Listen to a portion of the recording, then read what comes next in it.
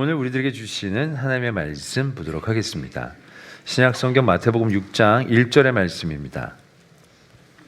제가 가지고 있는 신약성경 8면에 있는 마태복음 6장 1절의 말씀 제가 봉독 드리겠습니다. 사람에게 보이려고 그들 앞에서 너희 의를 행하지 않도록 주의하라. 그리하지 아니하면 하늘에 계신 너희 아버지께 상을 받지 못하느니라.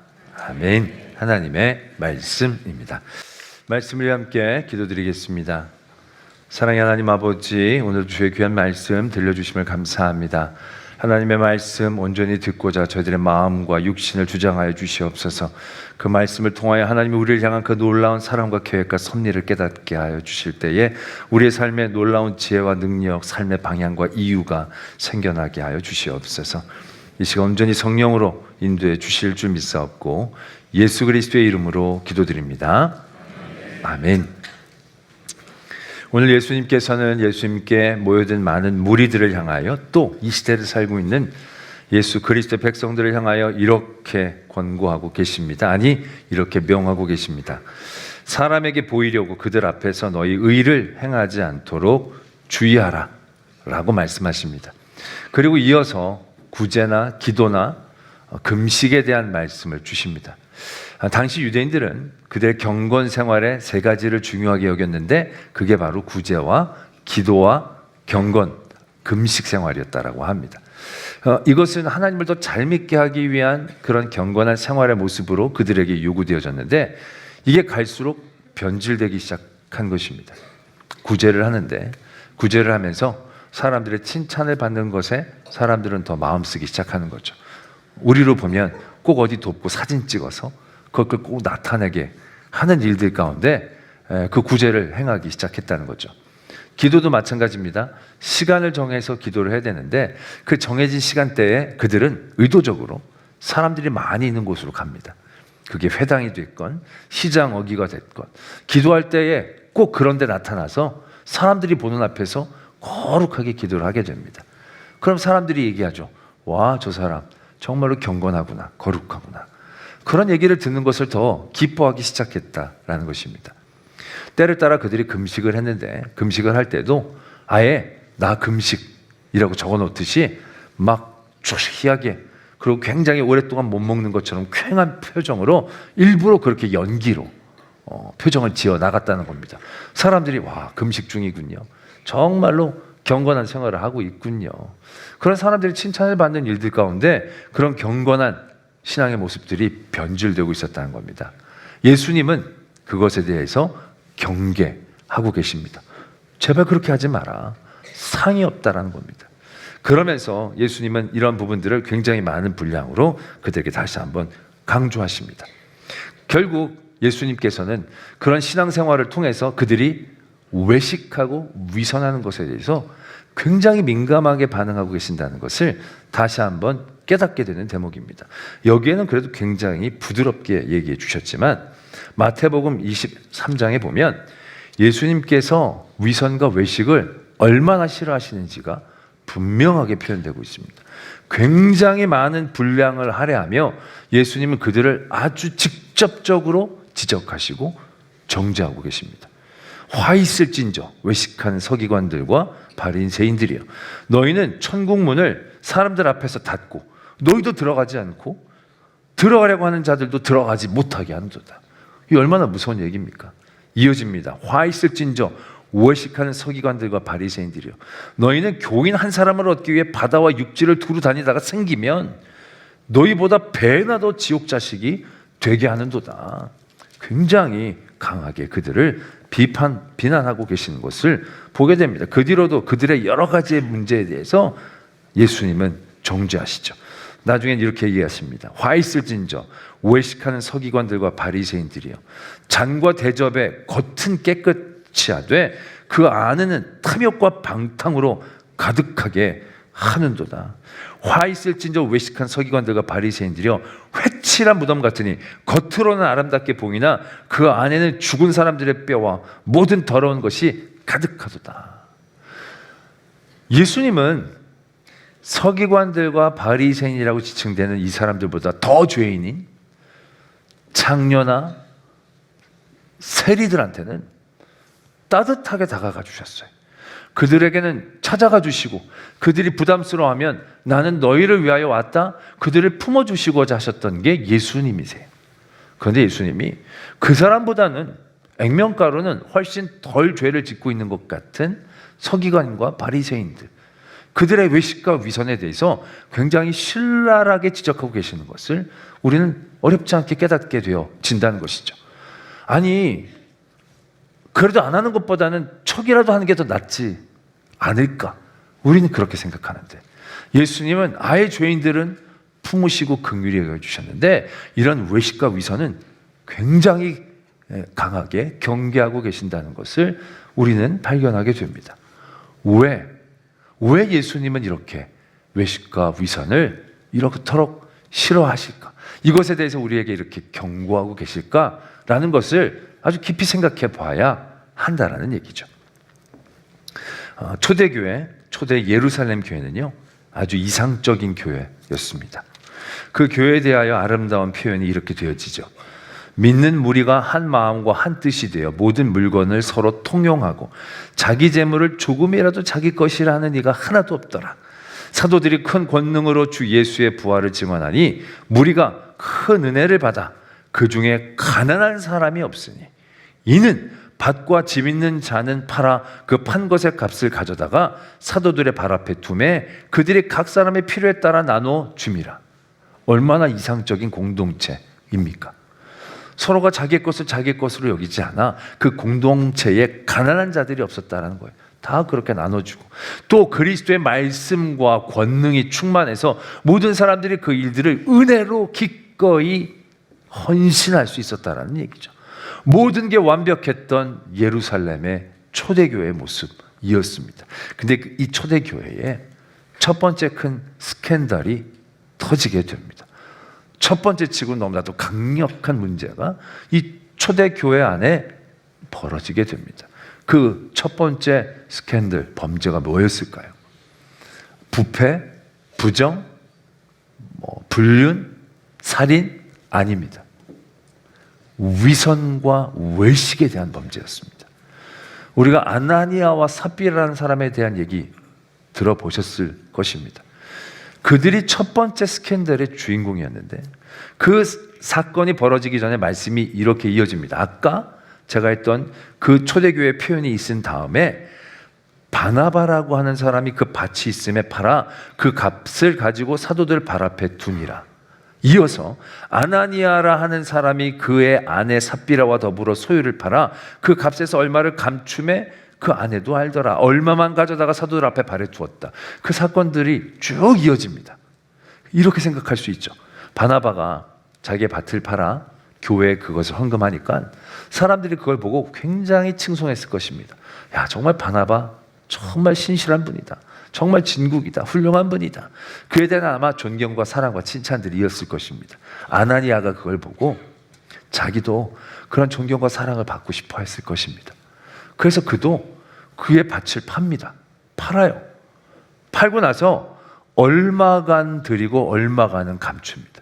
이 얼마간이라는 말이 갖고 있는 의미가 무엇이겠습니까? 사람들이 칭찬할 만큼만 낸 거예요. 그가 판 값이 이만큼이라면 다 낼 필요가 없겠구나. 사람들에게 칭찬받을 만큼만 드리면 되겠구나 라고 얘기하면 그 나머지 얼마간을 숨기고 교회에 드리게 됩니다. 근데 어떻게 됩니까? 베드로가 묻죠. 다냐? 다합니다. 그때 그들이 어떠한 형벌을 받게 됩니까? 죽음을 당한 거예요. 사형을 당하는 거예요. 이게 안 들여서 죽은 게 아니고요. 들이다가 죽은 거예요. 이게 좀 너무 심하다는 생각을 하게 될 때가 많습니다. 왜? 아니, 다 들여다가 얼마만 들였으니 물론 잘한 건 아니지만 한 반틈만 죽여도 되지 않겠습니까? 다 죽이는 건 너무 가혹하지 않겠습니까? 라고 우리는 생각할 만한 대목이라는 거죠. 그래도 드렸는데 안 드린 사람보다는 훨씬 낫지 않겠나? 우리는 이렇게 생각한다는 거죠. 근데 그들이 사형을 당한 정확한 제목은 얼마간을 드리고 얼마간을 안 드렸다는 게 아니에요. 그들의 제목은 뭐냐? 하나님을 속였다는 거예요. 성령을 속였다는 거예요. 이건 죽을 만한 일이 되어지죠. 근데 우리는 또 한 번 생각을 합니다. 아나니아와 삽비라가 기록을 보면 속이려고 작정한 것 같지는 않아 보인다는 얘기죠. 아니, 누가 하나님을 속이려고 들겠습니까? 누가 하나님을 속일 수 있다라고 생각하겠습니까? 그 생각 자체가 굉장히 미련한 생각이지요. 내가 요만큼 팔았는데 하나님 다 아실까? 요만큼 따로 떼어놔도 이런 건 모르실 거야. 깊숙이 숨겨놓으면 하나님은 모르실 거야. 이런 생각하시는 분 계세요? 내가 죄를 지면서 이 죄는 모를 거야. 새벽 2시에 했던 건 하나님이 모르실 거야. 내가 비행기 타고 저지른 죄악은 모르실 거야. 그러면서 자기 죄를 하나님이 모르실 거라고 하나님이 속일 작정으로 멀리 가서 하거나 밤중에 한 사람이 있어요? 없어요. 왜? 하나님은 전지전능하신 분이라는 걸 너무나 잘 알기 때문에 마음의 중심까지도 알아보시고 나보다도 나를 더 잘 아시는 하나님인데 어떻게 그분을 속여요? 못 속이죠. 그럼 이건 어떤 뜻이겠습니까? 하나님을 속인다는 건요, 하나님을 속이려고 작정한 걸 의미하는 게 아니에요. 아나니아와 삽비라를 보면, 아까도 우리가 그 말씀의 흐름에서 보면 바나바가 교회에 헌금을 드리고 칭찬을 받는 모습들을 보았을 거예요. 그들에겐 그게 동기예요. 사람들에게 존경을 받고 바나바처럼 칭찬을 받고 싶어하는 욕망이 그 안에 있었던 거죠. 그 일로 인하여 그도 자신의 재산을 팔 결단을 하게 된 거예요. 여기서부터가 문제죠. 왜? 사람들이 칭찬한다고 하는 일의 종류가 되어서는 안 되는 거예요. 하나님이 원하시는지, 하나님이 그 마음에 감동을 주셔서 반응을 해야지, 사람들의 칭찬을 기대하면서 한다는 것 자체가 시작이 잘못된 거죠. 또 드릴 때 왜 얼마가는 빼놓은 그 기준이 무엇이었겠습니까? 아까 제가 말씀을 드렸듯이 사람들이 칭찬할 만큼만 내는 거예요. 그 모든 행위에 하나님은 계시질 않아요. 그 모든 행위를 판단하고 생각하고 행동하는 모든 기준과 조건에 그에게는 하나님이라는 이름이 없는 거예요. 하나님을 무시하고 그 모든 일들이 일어나는 거예요. 하나님은 염두에 두지 않고 그 모든 일들이 이루어지는 거예요. 그게 하나님을 속이는 거예요. 성령을 속인다라고 얘기할 수 있다는 거예요. 속이려고 속이는 게 아니라 하나님 자체에 대한 생각을 하지 않는 거예요. 그러면서도 이게 나는 꽤 잘하고 있다라고 생각하게 하는 그런 구조를 만들어내고 있는 것을 발견하게 된다는 거죠. 이게 외식이고 이게 위선의 치명적인 위험함이다라는 거예요. 자기가 잘못을 해도 잘못인지 깨달을 수가 없어요. 왜? 기준이 하나님이 되지 않으니까. 나는 안 드린 사람보다도 훨씬 낫다라고 생각하고 있게 되어진다는 거예요. 그래서 저는 이 외식과 이 위선을 예수님께서 이렇게 경계하셨던 것은 이것이 일종의 영적인 사이코패스 같은 모습이기 때문에 그렇다는 거예요. 사이코패스가 뭐 정확히 규정하는 게 많이 있지만, 어떤 사이코패스가 사람을 칼로 찌르고 잡혀왔어요. 그래서 너 사람을 찔러서 너는 이제 피의자고 취조를 하는 거예요. 근데 이 사람이 뭐라고 얘기하냐면, 나는 피의자가 아니라 피해자입니다. 무슨 소리냐고. 네가 칼로 찌르지 않았냐고. 생각해 보세요, 형사님. 그 사람은 나에게 칼로 몇 번 찔림을 당하고 병원에 치명적으로 내가 찌르지 않았어요. 병원에 한 몇 주 있으면 낫고 금방 나올 겁니다. 근데 저는요, 저는 그 사람 찌른 것 때문에 몇 년 동안 깜빵에 가 있어야 돼요. 그 사람은 아무 흔적이 안 남아요. 근데 나는 전과자라는 흔적이 남아요. 누가 더 이 사건의 피해자입니까? 라고 얘기를 한다는 거죠. 이게 사이코패스의 모습이라는 거예요. 전형적으로 자기가 한 짓은 생각을 안 하고 자기 중심적으로 모든 것들을 이해 계산을 하게 되는 거죠. 이게 말이에요, 뭐예요? 이게 사이코패스거든요. 근데 위선과 외식은요, 이런 영적인 사이코패스가 되는 거예요. 예수님이 이 땅에 내려오셔서 하나님의 말씀을 제대로 전해주시는 거예요. 회복시켜 주시는 거예요. 하나님이 말씀을 전해주신 그 뜻을 제대로 가르쳐 주시는 거예요. 그런데 그 예수님의 말씀이 불편해. 근데 예수님 말씀이 성가시게 들려. 예수님의 말씀 때문에 내가 되게 아파. 내가 되게 손해를 볼 수도 있을 것 같아. 그런 생각을 하게 될 때 바리새인과 서기관들이 어떻게 예수님을 규정합니까? 예수님은 바알세불의 왕이야. 예수님은 이단이야. 예수님은 위험한 인물이라고 생각하는 거예요. 여러분, 이게 말이 안 되잖아요. 지금 바리새인과 서기관들은 예수님을 모함하고 예수님을 죽이려는데 아주 혈안이 되어지게 돼요. 왜? 다른 이유가 없어요. 자기들을 불편하게 했다는 거예요. 왜? 자기는 하나님의 말씀 잘 지키고 자기는 하나님의 율법대로 살려고 애를 썼고, 그래서 나는 선한 사람이고 우리는 의로운 사람인데, 선하고 의로운 나를 기분 나쁘게, 선하고 의로운 나를 상처 입게, 선하고 의로운 내가 손해보게, 이건 무조건 악인 거야 라고 규정하게 되는 거예요. 조금이나마 예수님의 말씀과 하나님이 주신 성경의 말씀을 좀 더 깊이 묵상하고 그들이 바라보았더라면 그들이 도전을 받고 깨침을 받고 더욱더 하나님 앞에 온전한 모습 가운데 설 수 있었을 거예요. 근데 이들은요, 겉은 번지르하게 열심으로 신앙생활을 한다라고 스스로 착각하고 생각하면서 스스로 거룩하다고 생각한 거예요. 그렇게 생각하고 났더니 나중에 어떻게 됩니까? 나를 화나게 하는 사람 악이야. 나를 불편하게 하는 사람 죄인이야. 나를 손해보게 하는 사람 처단해도 돼. 왜? 나는 의롭고 선하니까. 이게 위선과 외식하는 자가 갖게 되어지는 치명적인 위험이다라는 것입니다. 우리의 신앙생활 자리에서도요, 여러 가지 죄악 경험할 수 있겠죠. 근데 그런 세리와 창녀들은요, 미안한 줄 알아요. 죄인인 줄 알아 스스로가. 그래서 예수님께 오면 예수님께 부끄러워하고, 예수님이 같이 오시면 그걸 너무 감격스러워하고 고맙게 생각하는 마음이 있어요. 그러니까 예수님은 그들을 정죄할 필요가 없어. 왜? 이미 아니까. 그들을 더 괴롭게 하지 못하게 하시고 그들을 위로하시고 이렇게 세워주시는 거예요. 그런데 이 외식과 위선하는 사람들은 그게 안 된다는 얘기예요. 그들이 심각한 죄를 짓고 있음에도 불구하고 자신들이 의롭다는 생각으로 그 모든 것들을 자기 중심적으로 이해하고 받아들여요. 그들에겐 회개가 없어. 그들에게는 자신들의 의로움만을 뽐낼 그런 일들만이 있는 거예요. 그래서 하나님의 아들 예수 그리스도조차 이 세상에서 제거해야 될 대상으로 규정할 수 있게 되어진다는 것이 얼마나 무서운 일인가를 생각해 보셔야 한다라는 얘기죠. 믿음과 신앙은요, 늘 자기 자신을 깨트리고 자기 자신을 비우고 그 자리에 하나님이 계시게 하는 거예요. 근데 외식과 위선은 그게 안 돼요. 겉만 번지르게 하고 그 속은 탐욕으로 가득 찬 거예요. 탐욕은 바로 뭐예요? 내가 있는 거예요. 내가 유익을 얻고 내가 의로움으로 칭찬을 받고 내가 높임을 받는 그것이 내 안에 있는 것을 의미하는 거예요. 그것이 얼마나 위험하고 치명적인 것인가를 예수님께서는 우리에게 간절히 알기를 원하고 계셨다라는 얘기예요. 그래서 오늘 마태복음 말씀에도 보면 그 경건 생활을 할 때 우리들이 그 중심을 다시금 되찾기를 예수님께서는 원하고 계시는 거예요. 원래 이 경건 생활이라는 건 왜 하는 거예요? 우리가 경건해지려고요. 그러니까 하나님은 우리에게 거룩하라고 얘기하셨어요. 하나님 우리를 왜 거룩하라고 하셨습니까? 거룩은 구별되어진 걸 의미하는 거죠. 그래서 우리가 거룩하게 살면 세상 사람들과 구별을 되어져서 내가 등급이 한 등급 더 높은 사람처럼 되어지기 위해서, 그 등급이 높아져서 하나님의 나라에 잘 들어갈 수 있는 자격을 갖추기 위해서 하나님이 우리를 거룩하게 살라고 명하신 것으로 생각하십니까? 그게 초점이 아니에요. 하나님은 이렇게 말씀하셔요. 내가 거룩하니 너희도 거룩하라는 거예요. 무엇을 의미하는 것입니까?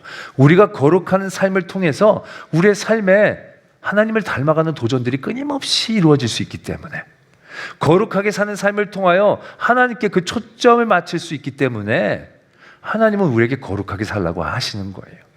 구제하고 기도하고 금식하는 것도요, 내가 사람들 앞에 칭찬받고 높임을 받으라고 하는 게 아니에요. 그래서 본이 되어져서 저 사람처럼 우리도 하나님 믿어야겠다, 이런 구조가 아니에요.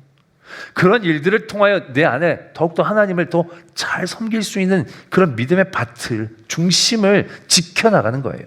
그래서 예수님께서 너희들 구제할 때 은밀하게 하라고 하죠. 여기서 초점은요, 은밀하게 하는 게 중요한 게 아니에요. 왜 은밀하게 해야 하느냐가 중요한 거예요. 왜 은밀하게 해야 합니까? 아버지께 상을 받는 데 집중하기 위해서. 대놓고 하면 사람들이 칭찬받으면 이미 상 다 받은 거예요. 그러나 은밀하게 할 때 그 은밀함을 통해 하나님에게 더욱더 집중할 수 있기 때문에 그렇다는 거예요. 우리가 구제도요, 선을 쌓고 의를 쌓기 위한 행동으로 하나님이 구제를 하라는 게 아니에요. 구제의 기본적인 틀은요, 너희가 나그네 되었을 때, 너희가 종 되었을 때를 잊지 말라라는 거예요. 왜? 나도 이렇게 가난하고 나도 종 되었고 나도 나그네 되었을 때가 있었지. 근데 하나님이 나를 지켜주셨지. 그래서 그들을 구제할 때 그들을 향한 초점이 아니라 내게 주신 하나님의 은혜의 초점을 가지고 구제를 하는 거예요. 그 구제를 통해서 우리가 또 하나님 앞에 가까이 나가는 길을 얻는 거예요. 그래서 잠언서에 보면 구제는 하나님께 빚을 내드리는 거라고 얘기해요. 왜? 사람들에게 다시 받는 걸 기대하는 게 아니고 하나님께 빚을 내드리는 거예요. 그러니까 우리가 구제를 하면 어떻게 되느냐? 하나님께 더 집중하는 거예요. 왜? 하나님 앞에 받을 빚이 생기니까. 여러분, 빚을 지면 피하지만 빚을 주면 지구 끝까지도 쫓아갑니다. 집중함이 최고조가 됩니다. 그렇지 않습니까? 마찬가지인 거예요. 구제를 통하여 우리의 집중함을 하나님 앞에 더 높이는 거예요. 그게 구제한, 기도도 마찬가지죠. 우리가 어려운 것들을 채우기 위한 수단과 방법으로 기도를 하는 게 아니에요. 우리가 기도를 하면 할수록 하나님의 마음을 알 수가 있으니까, 하나님에게 더 집중할 수 있으니까. 금식은 말할 것도 없죠. 그러한 모든 경건한 생활의 초점은 결국 그걸 위해 있는 거라는 것을 예수님께서 우리에게 분명히 말씀하고 계신다라는 거죠. 요즘 금요일 온기 시간에 욥기서의 말씀으로 은혜를 나누고 있습니다. 근데 욥기서를 보면 우리가 욥을 우리가 그냥 아는 분들은 욥이 정말 의인 중에 의인이죠. 왜? 정말로 어려운 고통과 고난의 자리에서도 하나님을 원망하지 않았어요. 재산 빼앗겨, 자녀 다 주고, 병까지 얻어, 사람들에게 멸시천대 받아. 그런데도 입술로 죄를 범치 않았다라는 거죠. 주신 분도 하나님이시고 취하신 분도 하나님이시고, 하나님이 복을 주셨을 때도 받았는데 화를 주신다고 안 받으면 되겠느냐고. 그런 상황 가운데서도 믿음을 굳건히 지킨 사람이 욥이에요. 근데 여기까지 아는 분들은 욥기서를 읽어보신 분들이 아닌 거예요. 욥기서 끝까지 읽어보면요, 좀 마음이 불편해져요. 왜? 욥이 하나님을 원망하거든요. 이 욥이요, 전형적으로 하나님을 원망해요. 우리도 애들, 못된 애들 사춘기에 부모들한테 대들 때 뭐라고 얘기하는 게 가슴이 아파. 왜 나를 낳냐고. 이럴 거라면 왜 나를 낳냐고. 정말 못되게 그렇게 얘기하는 거 있잖아요. 욥이 그렇게 얘기를 해요, 하나님 앞에. 하나님 왜 나를 낳게 하셨냐고. 내가 잉태되었던 그날이 왜 있게 하셨냐고. 그날을 지워버리시지. 왜 그날을 있게 해서 나를 이 땅에 낳게 하셨. 자기가 나와가지고 좋게 지낸 시간들도 많은데 하나님 원망해요. 하나님 왜 나만 미워하냐고. 내 죄만 보시냐고. 다른 사람들 죄도 있는데 왜 그 사람들의 죄는 가만히 두고 내 죄만 보시고 왜 나만 이렇게 괴롭게 하시냐고. 왜 나만 미워하시냐고. 그런 전형적인 원망들을 욥도 하나님 앞에 내어놓습니다. 그거 말씀을 묵상하면서 되게 불편해요. 저는 왜 이거 어떻게 설교를 해야 될지 잘 모르겠는 거예요. 그런데 그 욥기서를 계속 묵상하면서 깨닫게 되는 게 있어요. 욥의 원망이 우리와 다른 모습을 갖고 있다는 거죠. 저도 그걸 잘 묵상하기 전에는요, 이런 생각을 했어요. 내가 욥보다는 한 단계 위가 아닐까라는 생각 해본다는 거죠. 왜냐하면 저도 뭔가 왜라고 질문할 삶의 자리들을 만날 때가 있거든요. 하나님 왜 나한테 이러십니까? 하나님 왜 나만 이러십니까? 제가 그런 자리를 만나게 된다는 거죠. 그 자리에서 원망한 게 아니라 질문하고, 질문도 못해요. 그러니까 왜 나를 낳으셨냐고, 이게 아니라 왜 나를 낳으셨어요? 이런 느낌인 거죠. 왜 나에게 이런 일을 범하신 거죠? 범하신 거야? 이게 아니라 왜 나한테 이러시는 거죠? 내가 좀 이런 궁금함을 가진 거예요. 원망이 아닌 거죠. 딱 거기까지만 난 하셨어요. 그러나 욥처럼 절대로 하나님을 원망하지를 않았어요. 한 번도 하나님 앞에 나한테 왜 이러시냐고 그런 적이 없어요. 그렇기 때문에 제가 욥보다 한 단계 위가 아닐까라는 생각들을 해보게 되는 거죠. 근데 그게 아니었다는 거예요. 욥이 하나님을 원망을 해요. 근데 하나님 앞에 하는 원망이요, 하나님을 향한 자기의 감정의 쏟아냄이 아니라 하나님께 더욱더 간절히 부르짖는 에너지라는 걸 깨닫게 되어져요. 끊임없이 하나님을 향하여 그가 얘기할 때 그는 끊임없이 하나님을 향하여 그의 시선을 고정하고 있었다는 거예요. 그렇게 하나님을 끊임없이 부르짖고 하나님 앞에 하는 원망을 통하여 그는 그의 모든 것들을 솔직하게 내어놓고 그 모든 삶의 자리에서 결국 해결하실 수 있는 분은 하나님밖에 없다라는 것을 조금씩 깨달아가는 거예요. 다른 사람 원망할 필요 없구나. 다른 사람 비교할 필요 없구나. 다른 사람 탓할 필요 없구나. 하나님의 모든 것을 갖고 계시는구나. 그래서 하나님 앞에 나를 억울하게 여겨달라고 그렇게 하나님 앞에 더욱더 집중해 나가는 에너지로 그의 원망을 사용하고 있다는 것을 깨닫게 되어졌다는 겁니다. 저는요, 원망하지는 않았어요. 근데 원망하지 않았으면 제가 어떻게 했을까요? 원망하지 않은 나를 의롭게 여긴 거예요. 원망하지 않은 나를 선하게 여기며 하나님이 나 같은 사람에게 주실 것들을 다시금 기대하는 거예요. 하나님 앞에 더 맞지 않으려고 원망하지 않았을 뿐이에요. 괜히 원망했다가 맞을까 봐, 속에서 감정이 없는 것도 아니지만 괜히 표현했다가 본전도 못 차릴까 봐 자제한 거예요. 그 자제함에 하나님이 없어요. 내가 있는 거예요. 내 유익, 내가 덜 불편해지기 위해, 덜 맞기 위해 철저히 나만을 생각하는 그 마음의 중심이 결국 하나님을 원망하지 않았던 의로 포장되었을 뿐이다 라는 얘기죠. 위선과 외식이 하나님 앞에 나가는 나의 길을 막고 있었다는 거예요. 아니면 화나면 화난다고 얘기하고 모르면 모른다고 얘기했으면 하나님 앞에 몇 대를 더 맞더라도 하나님한테 맞으면서 더 깨닫고 성숙해질 수 있는데, 철저히 겉만 번지르하게 닦아놓고는 의인인 양 선인인 양 하나님 앞에 더욱더 가까이 가지 않고 내 유익, 내 바람, 내가 덜 아픈 것에만 신경 쓰고 있었다라는 자체를 깨닫게 되어지는 거죠. 예수님은 그런 모든 일들 가운데에서 이러한 중심을 회복하기를 원하는 거예요. 왜 이런 일들을 하는 겁니까? 복받기 위해서 아니에요. 하나님을 더욱더 알아가기 위해서, 하나님을 더욱더 사랑하기 위해서, 그것이 우리에게 주어진 가장 큰 복과 은혜이기 때문에, 그래서 우리는 경건과 거룩의 삶의 자리들을 그런 초점을 가지고 도전해야 되는 거예요. 그래서 디모데 전서 4장에서도 보면 이렇게 말씀이 적혀져 있어요. 육체의 연단은 약간의 유익이 있으나 경건은 범사에 유익하니 금생과 내생의 약속이 있느니라. 육체의 연습은 이 땅까지 약간의 유익이 있죠. 연단은 건강하게 될 수 있는 그런 게 있으니까. 근데 경건은 지금 사는 이 삶과 앞으로의 삶에 약속이 있다는 거예요. 범사에 유익하다는 거예요. 뭐가 그렇게 유익할까요? 아니, 내가 구제하면 이 땅 가운데에서 사람들이 몰라주고 그럴 때 되게 억울하잖아. 나중에 하늘에 쌓은 것도 있지만 다 알아주는 건 아니고, 기도할 때 기도가 응답되어지지 않을 때도 있고, 물론 나중에 하나님께서 갚아주실 수 있지만 이 생 가운데에서도 큰 유익이 과연 있는가? 금식은 솔직히 왜 금식하면서 하라는 건지 잘 모를 때도 우리가 있는데, 이런 경건 생활들, 예배드리고 말씀 있고 이런 게 무슨 우리에게 범사의 유익이 있는가? 어떤 유익을 말하는 것인가 생각할 수 있죠. 그 말씀이 10절에 이렇게 적혀져 있습니다. 이를 위하여 우리가 수고하고 힘쓰는 것은 우리 소망을 살아계신 하나님께 두미니 곧 모든 사람, 특히 믿는 자들의 구주시라. 우리가 하는 경건의 모든 일들은요, 내 의와 내 선에 맞춰지면 그때부터 변질되는 거예요. 그런 모든 일들을 하나님이 우리에게 요구하시고, 그런 일들을 통하여 우리가 얻게 되는 가장 큰 지혜와 믿음, 복은 뭐냐? 예수 그리스도를 소망하는 거예요. 그 일들을 통해 예수 그리스도를 더 알아가는 거예요. 예수 그리스도를 더 깨닫는 거예요. 인격적으로 더 깊이 사랑하게 되어지는 거예요. 그것만큼 우리에게 유익한 게 없다는 거예요. 우리의 삶은 여러 가지의 삶의 조건들을 만나게 되죠. 그러나 그 어떤 삶의 조건 가운데서도 그리스도를 소망할 수 있으면요, 능히 이겨내 나갈 수 있어요. 그 어떤 상황 가운데도 찬양할 수 있고 감사할 수 있어요. 내 안에 예수 그리스도의 이름이 있으면, 그 소망함에 초점을 잃지 않으면 어떠한 상황과 환경도 세상의 것들은 나를 범접하지 못하는 거예요. 그래서 경건은 범사에 유익한 거예요.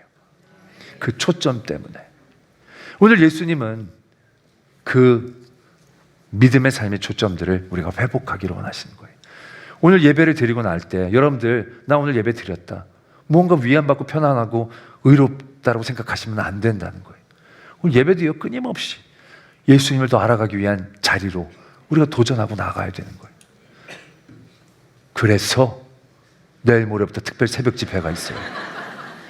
특별 새벽 집회 드리고 나면 반년 동안 또 새벽 기도 안 나와도 된다고 생각하게 하기 위해 드리는 게 아니에요. 그 새벽에 말도 안 되는 시간이 깨어서 나왔을 때, 와, 이렇게 하나님이 역사하시는구나, 이렇게 하나님을 사랑하는 사람들이 많구나, 도전받으면 우리의 삶의 초점을 더욱더 예수 그리스도에게 맞출 수 있게 하는 놀라운 은혜의 장이다라는 것을 우리가 깨달으셔야 한다는 것입니다. 성경을 읽고 전도를 하고 봉사로 헌신하는 모든 삶의 자리에서 그것이 나의 위선과 외식이 되지 않고 그 모든 일들을 통하여 예수 그리스도를 소망할 수 있는 그 초점을 잃지 않고 나아가시게 될 때 정말로 온전한 하나님의 은혜와 능력을 누릴 수 있는 저와 여러분이 될 줄로 믿습니다. 기도하겠습니다. 오늘 말씀 묵상하시면서 내 삶의 위선과 외식을 버리게 하여 주시옵소서. 그 모든 삶의 자리에서 더 큰 하나님의 은혜의 자리, 예수 그리스도만 소망할 수 있는 은혜의 중심 회복하게 하여 주시옵소서. 이런 기도의 제목으로 하나님 앞에 나가겠습니다. 아버지 하나님, 우리 붙잡아 주시옵소서. 우리와 함께 하여 주시옵소서.